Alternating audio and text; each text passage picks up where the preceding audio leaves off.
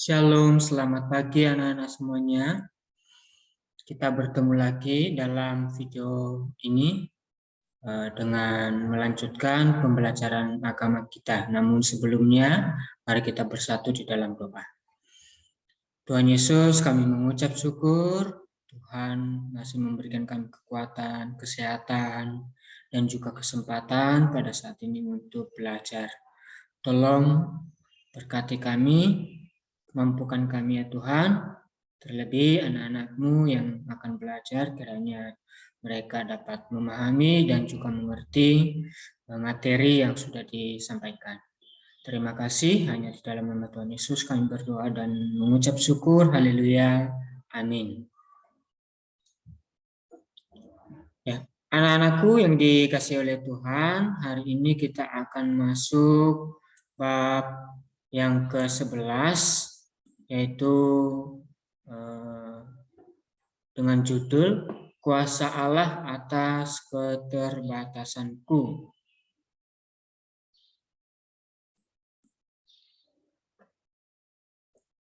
Bab 11 ya, halaman 89. Nah, ada 3 bacaan Alkitab dari Yosua, 2 Raja-Raja pasal 20, kemudian dari Kisah Para Rasul. Oke, sekarang kita melihat poin yang pertama. Poin yang pertama adalah karunia Allah cukup bagiku.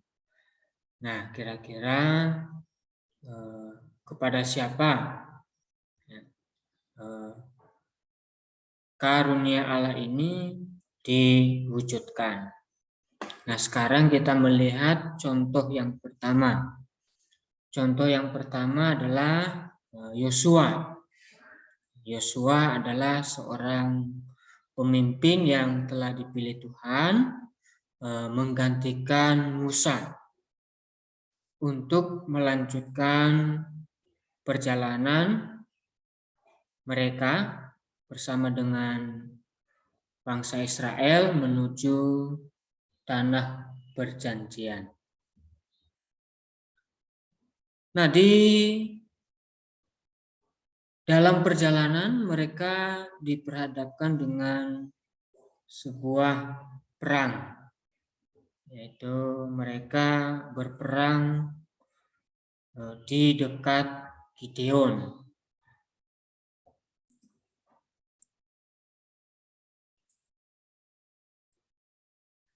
Nah, lawan mereka adalah mereka menghadapi Adoni-Sedek, Raja Yerusalem. Dan Raja Yerusalem ini juga bekerja sama dengan 5 raja yang lain, meminta pertolongan agar mereka memiliki kekuatan yang besar, dengan harapan ya supaya mereka menang melawan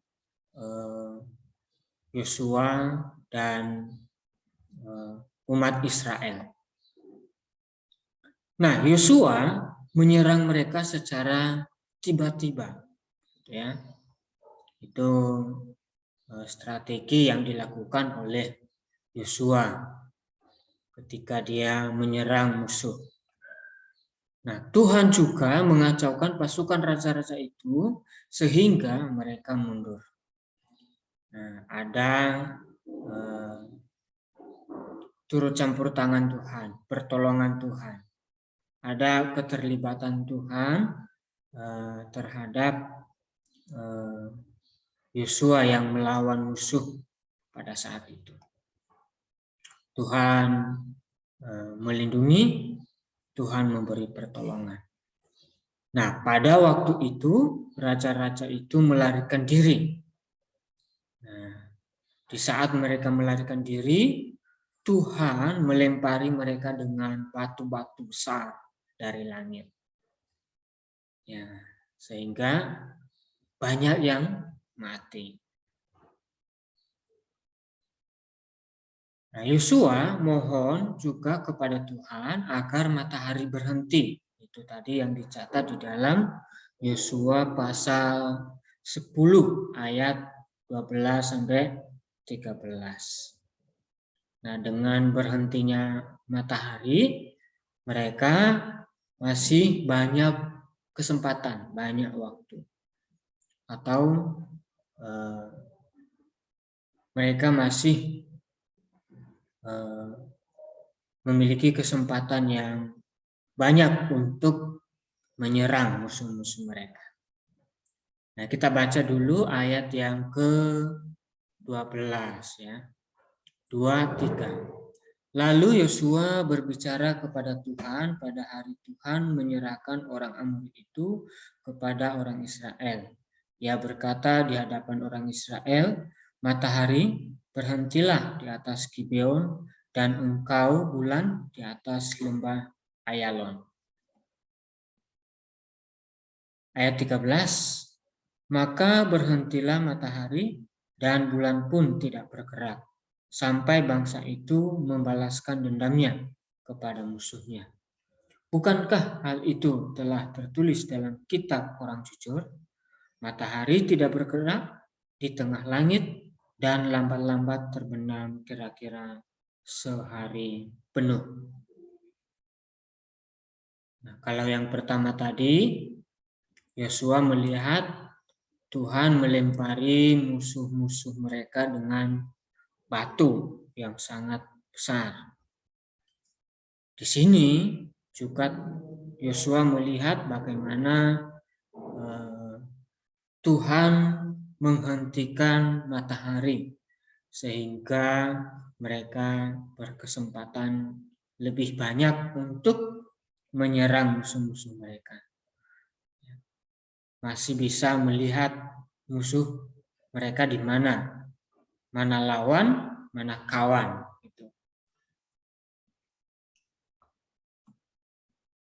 Nah, apa yang dilakukan Tuhan bagi Yosua dan bangsa Israel adalah keajaiban untuk menunjukkan karunia Allah atas umatnya. Dia menolong mereka memenangkan peperangan demi nama Tuhan. Ya. Hanya semata-mata demi namanya saja. Ya. Nah, karunia-Nya cukup untuk memenuhi apa yang diperlukan Yosua dan pasukan Israel. Dengan melihat dua peristiwa campur tangan Tuhan, karunia Tuhan cukup untuk memenuhi semua keperluan mereka. Itu yang pertama. Nah, contoh yang kedua adalah Hizkia. Nah, Hizkia juga menikmati kasih karunia Tuhan. Ya. Nah, pada waktu itu Raja Hizkia jatuh sakit dan hampir mati. Ya. Kita tentunya juga pernah mengalami sakit. Ya. Nah, apa yang dilakukan selanjutnya oleh Hizkia? Di sini Nabi Yesaya diutus Allah untuk menyampaikan firman-Nya kepada Hizkia. Ya. Dia mendengarkan apa yang sebenarnya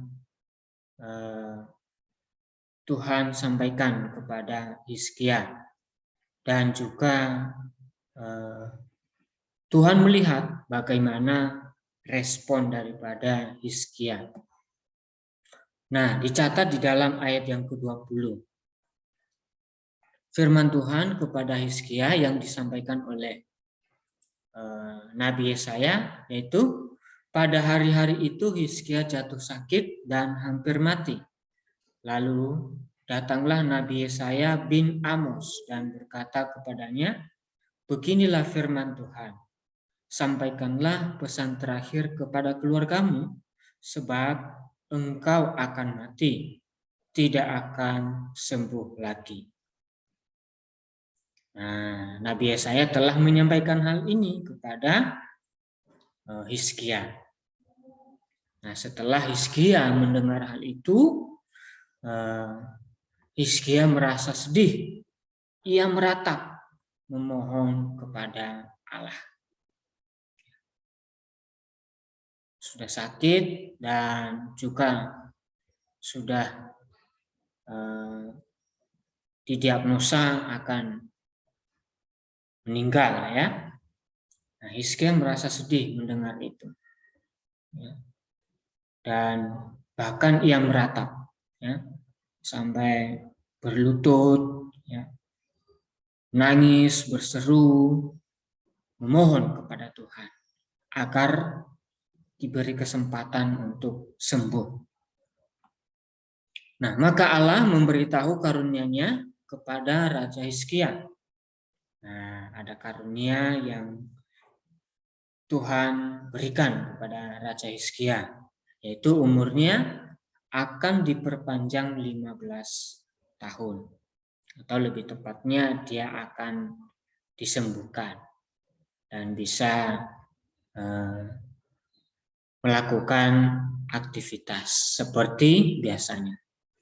Nah, dicatat di dalam Hizkia ayat 2 Raja-Raja pasal 20 ayat 5 sampai 6.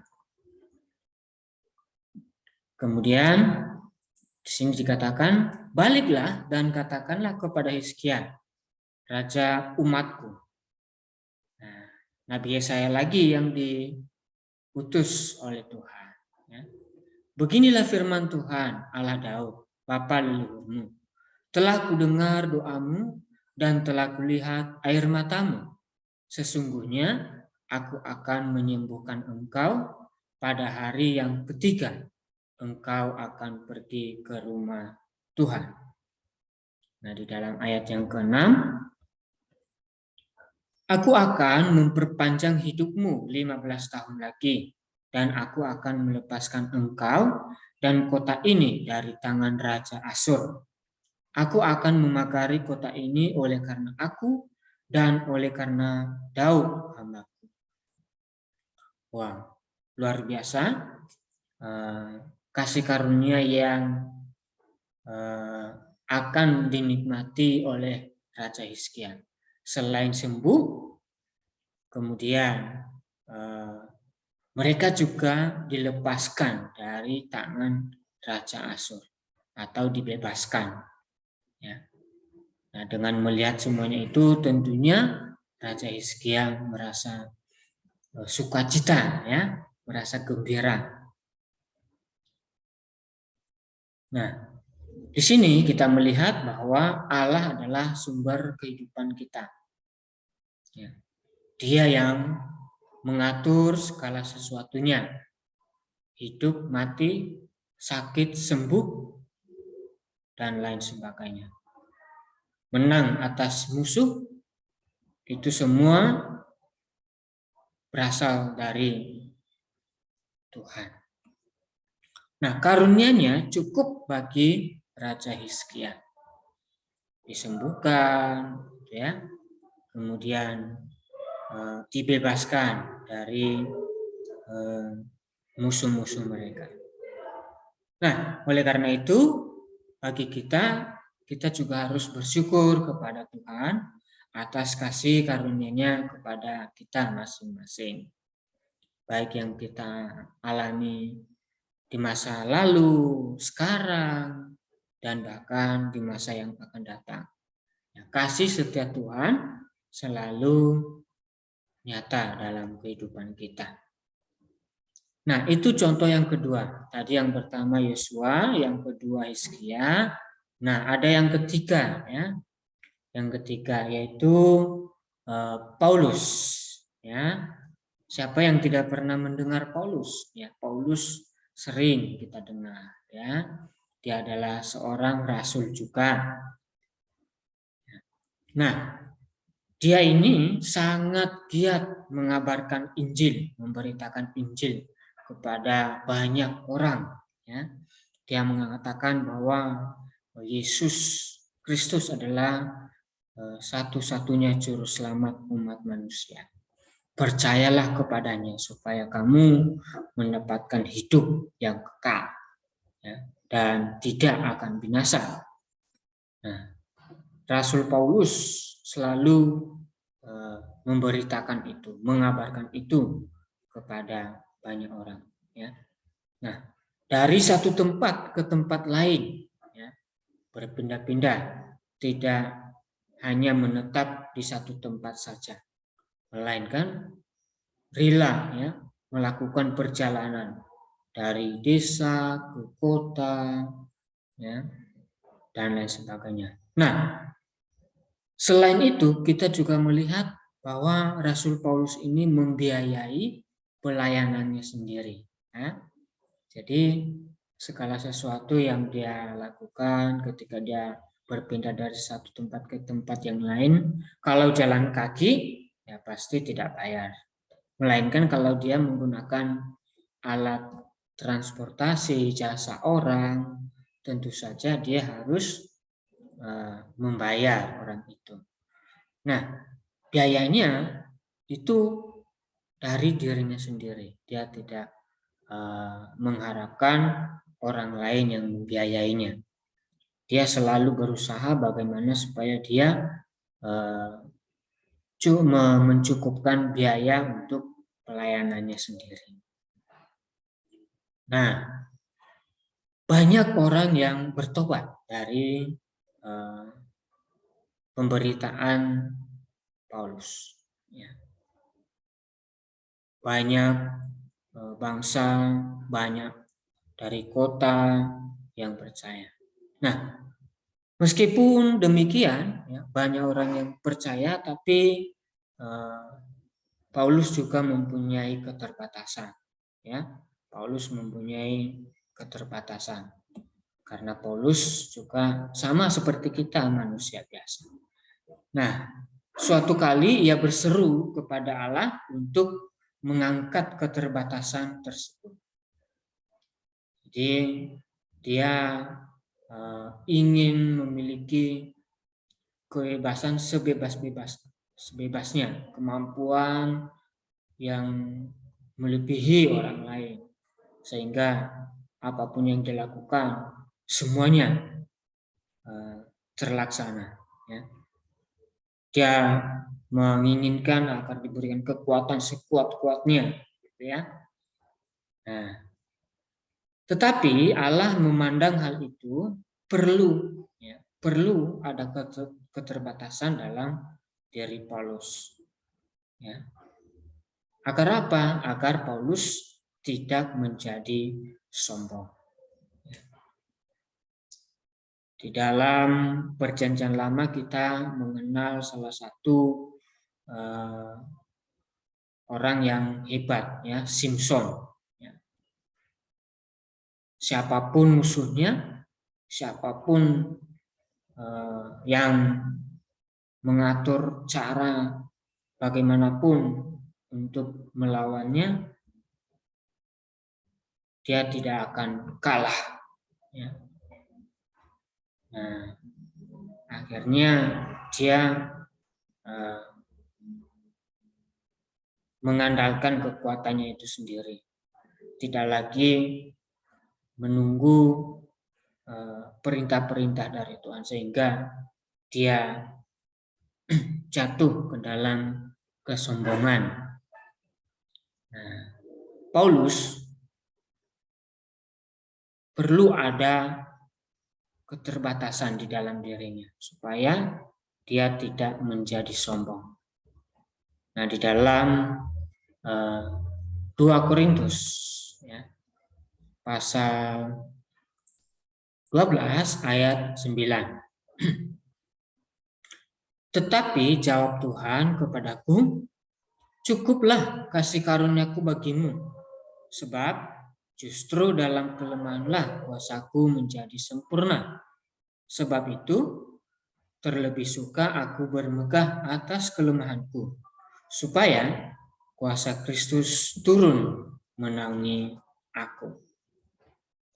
Nah, akhirnya Paulus sendiri menyadari bahwa hal itu perlu disyukuri, ya, supaya tidak menjadi sombong di hadapan Tuhan. Nah, kasih karunia Allah cukup meskipun Paulus mengalami banyak pencobaan, banyak tantangan, banyak kesulitan. Pernah ditangkap, pernah dimasukkan ke dalam penjara, pernah diusir, pernah ditolak, dan lain sebagainya. Nah, Allah memberikan keterbatasan kepada manusia agar manusia tidak menjadi angkuh atau sombong. Manusia menerima karunia Allah cukup untuk hidupnya di hadapan Allah. Nah, itu contoh yang ketiga. Dari kasih karunia cukup bagiku. Nah, poin yang kedua adalah aku kuat karena Allahku. Nah, ada juga tokoh Alkitabnya. Nah, tokoh Alkitabnya yang pertama Petrus dan Yohanes. Nah, Petrus dan Yohanes ini juga merupakan rasul, ya, atau murid Tuhan Yesus. Ya. Nah, mereka pernah ditangkap lalu dipenjara. Nah, alasan kenapa mereka ditangkap dan dipenjara karena mereka mengajarkan tentang Tuhan Yesus, tentang firman Allah, ya, tentang Yesus adalah satu-satunya juru selamat, tidak ada yang lain. Maka orang-orang yang tidak setuju dengan pengajaran mereka menangkap Petrus dan Yohanes lalu memasukkan mereka dalam penjara. Nah, seperti manusia biasa, mereka tidak berdaya untuk membebaskan diri. Mereka juga tidak bisa meminta pembelaan terhadap petinggi-petinggi pada saat itu. Nah, saat itu mereka hanya berdoa dan memuji Tuhan dari dalam penjara itu. Petrus dan Yohanes itu berdoa memuji-muji Tuhan di dalam penjara itu. Nah, ketika Petrus dan Yohanes pasrah, tak dapat berbuat apa-apa, nah di situ Allah menunjukkan kuasanya. Di saat itu Allah menunjukkan pertolongannya kepada mereka. Nah, pertolongan Tuhan kita melihat dengan mengirim malaikat untuk melepaskan Petrus dan Yohanes dari penjara.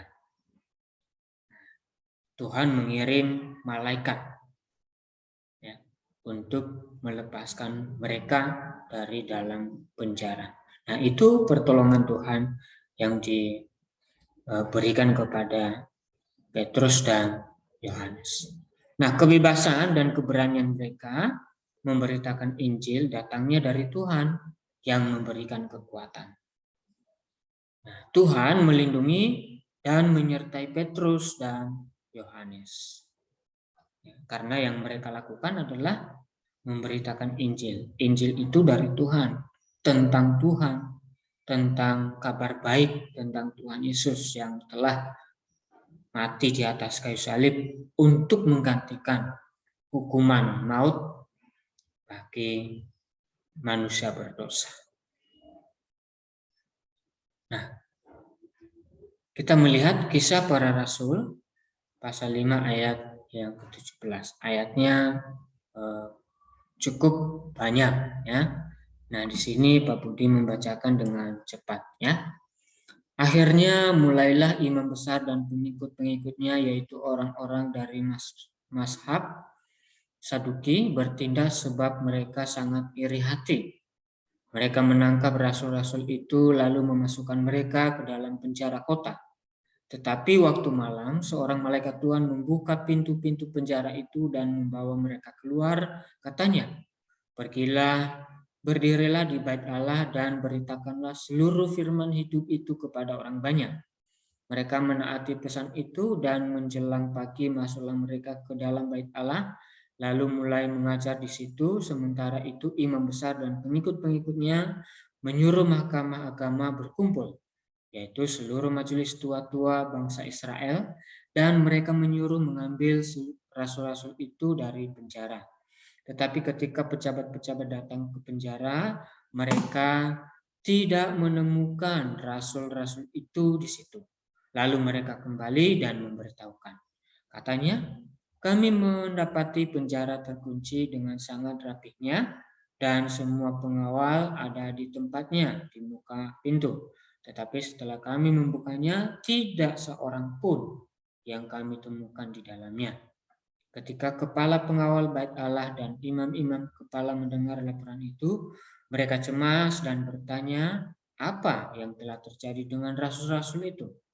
Tetapi datanglah seorang mendapatkan mereka dengan kabar. Lihat, orang-orang yang telah kamu masukkan ke dalam penjara ada di dalam bait Allah dan mereka mengajar orang banyak. Tujuan Tuhan melepaskan mereka dari penjara, memberikan kesempatan untuk keluar dari penjara itu, yaitu supaya mereka melanjutkan untuk memberitakan Injil, untuk memberitakan firman Tuhan kepada orang banyak, atau firman hidup kepada masih banyak orang yang belum mendengar. Nah, dalam pelayanannya, Paulus mengalami berbagai-bagai pencobaan dan tantangan. Meskipun ada permohonan yang tidak dikabulkan oleh Allah, tetapi Allah tetap memberikan kekuatan untuk menanggungnya. Nah, di dalam Filipi, Paulus berkata demikian, segala perkara dapat kutanggung di dalam Dia yang memberikan kekuatan kepadaku. Artinya, Paulus dapat melakukan segala sesuatu karena Kristus telah melakukannya untuk Paulus. Kesimpulan bagi kita, ya, di sini kita melihat bahwa memang tidak semua doa dijawab Tuhan sesuai keinginan manusia. Seperti contoh misalnya Yosua. Apa yang pernah dimohonkan oleh Yosua, kalau kita melakukan hal yang sama, tidak semua dijawab oleh Tuhan sesuai dengan keinginan kita, ya. Atau seperti Hizkia, juga tidak semua dijawab oleh Tuhan sesuai keinginan kita. Atau seperti Petrus dan Yohanes tadi, juga tidak mungkin semua dijawab Tuhan sesuai keinginan kita. Atau Paulus misalnya. Nah, kalau ada doa, ya, banyak doa kita, maka kita juga harus menerima, meyakini, menyadari bahwa tidak semua dijawab Tuhan sesuai keinginan kita. Nah, terkadang Allah membiarkan seorang sakit agar ia belajar bergantung kepada kemahakuasaan Allah. Nah, kadang Allah masih belum menjawab doa kita. Nah, di masa itu Tuhan punya rencana yang lain. Kenapa Tuhan masih belum? Nah, salah satunya supaya kita tetap setia, belajar bergantung, bersandar kepada Tuhan. Nah, sebab dalam keterbatasan manusialah kuasa Allah kadang menjadi sempurna. Di dalam ketidakmampuan kita, tapi kita melihat Tuhan menolong, Tuhan menguatkan. Dalam banyak skala kegiatan kita, kalau kita pikirkan secara manusia, tidak bisa kita kerjakan, tapi dengan pertolongan Tuhan, ya, dengan kerendahan hati mau bertindak, ya, mau bergerak, semuanya bisa diselesaikan. Nah, karunia Allah cukup bukan berarti semua keterbatasan dihilangkan. Tetapi dengan karunia itu manusia menjadi kuat untuk mengatasi semua keterbatasannya. Karena Tuhan selalu bersama dengan kita. Nah, demikian materi pelajaran kita hari ini. Kalau ada pertanyaan, anak-anak bisa mengirim pertanyaan lewat WA. Demikian, Tuhan Yesus memberkati.